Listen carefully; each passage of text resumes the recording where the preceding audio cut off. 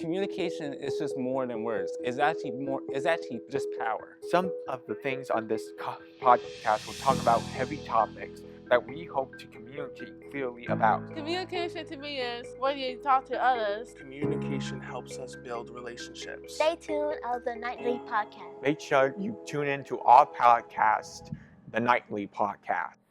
Hello and welcome to the Nightly Podcast. I am your host, Julia Marie, and today I am here with Brandi Pinnix. She is a dancer for over 20 years. She is also a Pilates instructor. Thank you so much for joining us here today. Yes, thank you for having me. I am so excited for you to be here, and to be totally transparent, the other week, Mr. Chapman, our podcast teacher, he asked me if I had the questions ready for you, and I've been super busy, so I was like, yeah, no, but I'll get them done. So over the weekend, I went into my whole, element of forming questions. I was like, okay, what would I ask a dancer, a Pilates instructor? But you are a woman with so much depth that I learned just from your Instagram. There are so many elements and dimensions to what you do, so I am genuinely so excited to sit down with you today. Thank you. Your career is so, I don't even know the right word. A dancer for over 20 years. Could you tell me about that industry, being in it for so long? What is that like? Yeah, so my mom put me in dance when I was 3 years old. So that was like my first dance class, and I knew then, at 3, it's like a hobby, but around like middle school, high school, I kind of knew like this is what I wanted to do. So I actually trained in like competition dancing, so I don't know if you ever seen the show Dance Moms. Oh, yes. Yeah, so it was very much so like that. I went to All-Star Dance Academy, and I did that for from like 3 to 11, and then once my mom saw that I was really into it, she put me in a ballet school, the American Repertory Ballet School in Princeton. So I did that all the way up until high school, and like I said, once you're like in middle school and high school, that's when you kind of know like dance is either your life or just a hobby, and I knew that's what I wanted to do. I was really passionate about it, and once just like kind of seeing like just people in different dance companies, I was like, okay, this could be like a job, this could be a career. I was like, okay, I'm like really, really serious about it. So yeah, after that, I went to like a training program. After high school, I went to Alonzo King Lions Ballet in San Francisco, California. I went into like the Ailey School in New York for a couple years, and then I got into Philadelphia when I was 23 years old. So yeah, I've been doing it for my entire life, and once I got into Philadelphia, that's when things really started moving, and just it became my career for sure. And did you go to school on scholarship? So yes, at the Ailey School, I was able to get a scholarship. That's amazing. My second year, which was really, really nice. Oh, so, congratulations. I'm a little bit late, but congratulations. Thank you. And, okay, so let's, 2020, that is a year for people in creative spaces, I could imagine. It was a little bit rough. Could you tell me a little bit about what you went through that year as a dancer? Yeah. So I was with Philadelphia since 2018. So just say it's my first year in a company at 2018. So I'm just going to go to the beginning of the pandemic, right? So a lot of things happened that first year. I got injured, so then I had to take another year off. So then 2020, that was like kind of my year. We were going on tour to Germany. So we were actually in Germany when the pandemic happened. And I just remember, like, it was the Germany tour, and we went to Switzerland, and we had a performance, but nobody was really there. It was just the donors that were there. And they told us after the show, like, yes, you have to pack up your bags, because at that time, the president was kind of, like, shutting the borders. So, like, we couldn't really, we had to leave. You know what I mean? We had to get back to the U.S. So after that, just things was, like, crazy, because we didn't know what was going to happen, right? So we got back to the U.S., and everything changed from there. Like, we had no in classes, like we weren't in the studio anymore. We were kind of just floating around, and then we were just not working. And then in the summer, they like repositioned us into Zoom. So then we were taking classes a little bit, but then it was like, okay, well, they're still not letting us perform. So then we had to like kind of go on unemployment for a minute. So like it was like a crazy time. So during that, I kind of left Philadelphia. I still had my apartment, still, you know, had my life there, but I didn't want to be alone. So I moved back in with my parents for like the whole year. I would say, well, not, I guess from like April all the way until December, until things started like opening back up, just because I didn't want to be alone and there was really nothing for me to do other than, you know, what we were doing during the pandemic, reading, watching TV, taking classes online, you know what I mean? Doing that whole thing. So it was a crazy time because it was like my first introduction to a new company. I was there, freshly there. We got into like this tour, and then everything just kind of just like shut down. And it was just like, wow, that kind of sucks. So I didn't really get to start my like career as a dancer until like after the pandemic, I would say. But yeah, it was tough. Well, I'm glad you guys were able to overcome it. Did Thank you. everything you said just started right back up again? It took some time. So like while we so like the 2021, we were like in mask doing rehearsals like in person, and you know, dance is such a physical like artistry. I couldn't imagine being in a mask while dancing. Yeah. Oh my gosh, breathing and just trying to understand and like the connection with like our partners. Like we couldn't see each other's faces. Like, you know what I mean? Because like you're just like from the mouth like covered and like you could just see eyes. But it was like a strange time. I feel like during that whole time of just dancing in the studio and just kind of being a distance apart from one another. But yeah, I mean, we overcame it. As you can see now, everything is kind of back to normal. So do you remember your first performance after the pandemic? I do. I want to say I do. Most of the performances, it was weird because we filmed it. You know what I mean? We had to film the performances, and then they would show it to like, I guess, the audience through video. So that was one aspect of it. So we weren't around like an audience first, and then when we actually did come back, it was different because we had to like practice in mask, but like on stage we didn't have the mask on. So knowing like what our faces were looking at during each of the performances, because we're such like expressive with our faces when we perform, it was kind of hard to like jump right back into that because we kind of been hidden, you know what I mean, for that whole time. So it was different, but we were so thankful because it was like a whole year before we were able to, you know, perform in front of an audience, and that's what you look forward to as an artist like that. You want to like show your art form to people and like give that to people. So yeah. And at that time, during all of that, you were still with Philadenko. Yes, I was still with Philadenko. Okay.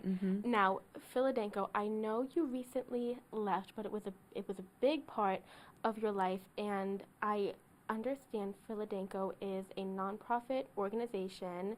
It takes its dancers across the nation and around the world. And after reading a little bit about the history of Philadenko, I learned that it is so much more than an international dance company. So I'm wondering, from your words and your perspective, what is Philadenko? That's a good one. I feel like Philadenko is like a home to me. It's a community.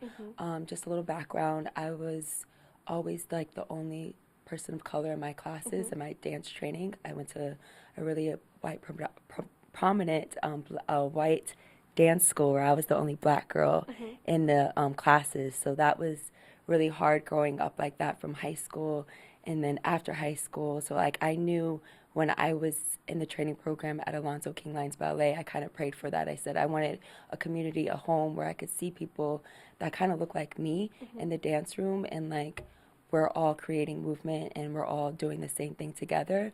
So when I see Philadenko, when I hear Philadenko, I just think of home. I feel like that's a community that I'm very, very thankful for that I was able to be a part of. Oh, I love that. Thank That is you. so special. What I know you guys again go internationally. Where's your favorite place that you guys have traveled, whether it's inside of the country or outside of the country? I will say Germany. I recently just went back with them in October, so I was able to be a guest artist with them during that time, and we were there for a month. And I will say that was a special part just because, like what I told you, during the pandemic, we had to end our tour early during that time. So like going back to Germany and just kind of revisiting the places that we did perform while we were there, but like with a new company that I was with, because there was nothing but new dancers in October. It was really nice. It was really special. coming back to that. So yeah, and just of course being in a different country performing for different people that that live there. So yeah. Now I'm wondering, what has it been like being fully immersed in one industry for your whole life since you were 3 years old? It's hard. It Uh-huh. takes a lot of dedication. It takes a lot of discipline, I would say. I loved it though because I knew that was a way for me to express myself. In middle school, I wasn't the best person to like go up in front of a room and talk, but I knew the way I danced and the way I expressed myself through that art was really like my power that I had. So I never looked at it as like, oh, this is like my job because I love it so much. You know what I mean? Like that was just, it's been a part of me my whole entire life. So I'm like just blessed that like to have that gift, you know what I mean? To be able to share that gift and like have it as my career and do it. So yeah. And you've always enjoyed dance. So I've it's never always- been Yeah. a period. Okay. No, I've always enjoyed dance. Even when it's hard, like that was my part of like, no, this is what I was meant to do. Yeah, it was my calling, I feel like. So, yeah. So have you ever thought to pursue like a career maybe in the dance industry, but not exactly a dancer, or you really find that dance performing is your home? I do think performing is my home, but when I was in high school, I always played with the idea if I did want to go to college, I would probably be a teacher. My dad is a okay. teacher, so I kind of looked up to him a little bit, but yeah, I always thought maybe I would be like a kindergarten teacher because I really love kids too. So that would have probably been my other career path if dance didn't really work for me. But yeah. And I know you've done some work with the youth. Correct me if I'm wrong. I know your fiance. He is. You said the Bulldogs. Yes. Okay. So Yeah. and then I know you did some training with them. Yeah. So how is that? How's working with little? Is it just little ones, or is it you have some older kids there too? So they're about like in middle school and high school, the Okay. ones that I do work with. Basketball players, football players, sometimes soccer players. But yeah, they're students. So my fiance, he owns a gym called the Dog Pound, where it's a facility where they do all the training.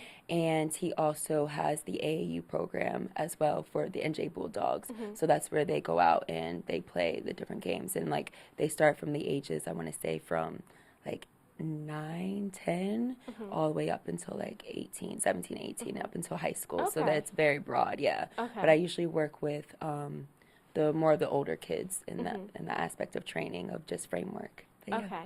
Alrighty.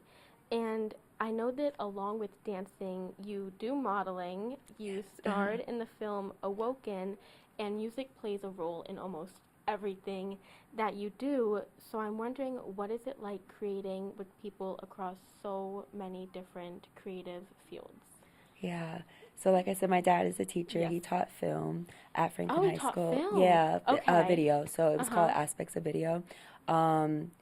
And I was already introduced to that like in high school. We would do like dance projects where his students in like the dance program would collab together and we would do like dance like music videos. So I always had a love for that. Like I love like intertwining and collaborating with different people in the art form, especially with people that do video, because I feel like we're in this like tech world in 2026 where like everybody's on their phones, they're on TikTok, they're on Instagram, YouTube, and it's like how can the concert dance world get to those type of people? And that's through video, right? So like just taking different shots of like how the body moves and like different movement, either it's hip hop, ballet, contemporary. It's like collaborating with those filmmakers. They can make like a really beautiful project and like people are able to see it just on their phones. You know what I mean? Just watching it, like a clip of that. So I think it's really cool. I love it. I think it's a beautiful thing. That's so special to get to work with your dad on that, though. Yeah, yeah. And That's a lot of his amazing. students have went through his classes. So like I'm able to work with a lot of them, just like Peter Chapman, Jameer. So it's just like a lot of people that I work with. We have fun. We have fun with it for sure. Definitely. Okay, now I know your career, it seems to be built around being your own boss. From controlling the movement of your body through dance to managing a career that often feels completely self-driven to now running a business. So what are some of the most rewarding aspects of being fully in charge of yourself and what you do?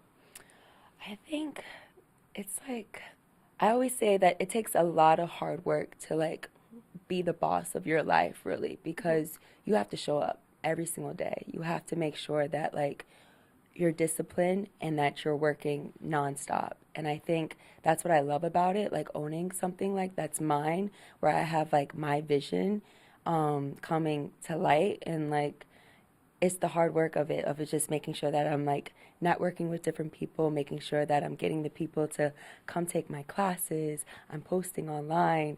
It takes a lot of, like I said, a lot of discipline to like have your own business and be the boss of it. But it's fun at the same time because you could do whatever you want really with it, as long as you have that vision, you have that drive, you know what I mean? So I think it's cool. And so framework, tell me about that. You started it, I'm assuming, by yourself. Yeah. And you started building the concept of framework in 2020. Yeah. Okay, so tell me a little bit about that. Yeah, so since I was home during that time, I still needed to train my body. Even though we weren't dancing in the studio, I was just at home, just doing like different type of Pilates mat classes, floor bar, doing ballet classes in my room. So I came up with this concept of framework because I knew I love the idea of like how the mind and body works together. So I wanted to really try to find a training exercise program that would help all different type of athletes, because I do believe that dancers are artistic athletes, right? We do a lot of physical work just as much as the basketball players, the football players, the soccer players, the baseball players. So I wanted to connect my dance training and help those type of athletes as well connect into their bodies on a deeper level. So I think that's where that vision came to light in 2020. And over time, I realized I was doing a lot with Pilates, just with my personal training. So I was like, you know what, why not become certified in that? So I went the route of doing it online through Brief Education. It worked well with me just because I was still a dancer full time, so I needed something where I could just go online and do the work myself, but also learn through instructors, through Zoom calls, and do my online training from there. So yeah, it took a lot, a lot of years to get that going. But I was very thankful with my fiance just having that gym, that place where I can like train at and honestly like show what I can do to like his people, his athletes, his parents. So like now we kind of like work together with that. So he really helped me a lot, I will say, like creating framework. Yeah. And does framework run out of his gym? Yes, it does. Okay. So I have my Pilates reformer there. I have my group classes there, private classes there. So it's really nice because I train some of the parents so they're able to like drop their kids off. That's the vision too, like able to drop their kids off but also work out at the same time. And the players that are there, they're able to train in basketball, but if they need something that's like something stretching wise or something to like build their core specifically, like they come to me and I can help them out on the other side of the gym. So yeah. Oh my god, how cute is that? You and your fiance. Oh, that's adorable. You guys are so perfect for each other. Thank you. Where do you see framework going in the next 5 to 10 years? Yeah, hopefully I feel like we get a bigger place. I still want to be in the gym with him just because I think it works really well with what I do and what he does. Yes. But I hope in the next 5-10 years we move into a bigger place and we help more of the community around us with the kids. And I really hope to see that I get more athletes like serious about like how to train their body from within, and like I hope that really like resonates with them to when they go out with their own world of going into college or professionalism, like professional basketball player, that they will train in that. You know what I mean? Will like have that cross training of becoming a Pilates guru, you know what I mean, or a yoga person or something like that to help them on the other side of that. So yeah, I that's do what hope love for. that concept though. Parents can drop their kids off, But also train at the same time. Yeah. I love that. I really do love that. Thank you. Okay, what advice would you give to young people who already have the motivation to become as strong and independent as you are, but just don't quite know what to do? Yeah, I think I'm like all gun-ho on discipline. I feel like as long as you put in the work on your own, that's what's really going to help you get to where you want in life, right? You have to have that hard work. You have to make sure you're outworking everybody. You got to make sure that you have this positive mindset as well, and you're believing in your passion and your dream. So with discipline comes hard work, comes that positive affirmation within yourself. So yeah, I think those are like the 3 things that I would tell them. Like, that's what you really need in your life to continue to do what you want to do. And I'm sure you've had lots of support in everything that you do. So can you tell me a little bit about who has supported you, some of your biggest supporters? Yeah, I would say my parents, for sure, nonstop. Yeah, my mom put me in dance. She introduced me to dance at 3 years old, and I give her major props for that, of just like always being behind me, taking me to all my classes, all my training. And then my dad too, he's an artist, so he saw that in me, and they just allowed me, they allowed me to pursue my dreams. So a lot of people in high school, they were like going into college. I knew that wasn't the route that I wanted to take, and they trusted me with that. They said, okay, if you want to go into a dance training program and see how like that is going to prepare you for it, we're all behind you for it. So they let me kind of do what I wanted to do, and they've been my support from day one. So I give it to my parents for sure. And who was your biggest inspiration throughout your career? And again, I've known you've done many different things. So let's start with dance. Who was your biggest inspiration in dance? In dance, I would say Misty Copeland. I remember in middle school and high school, I used to watch like some of her videos on YouTube, and her just being a person of color and just being the first Black ballerina to be a principal dancer in American Ballet Theater. I was like, oh, okay, if she can do it, I could do it for sure. It was just like I needed to see somebody that looked like me, that was able to conquer all of that. And she was my biggest inspiration. I used to follow her nonstop of just like her career, the way she trained, and I just kind of just wanted to be just like her. So I knew that was my person to like keep looking up to. And in building a business, who was your biggest inspiration in building a business? And building a business. Or was it just yourself, your own passions?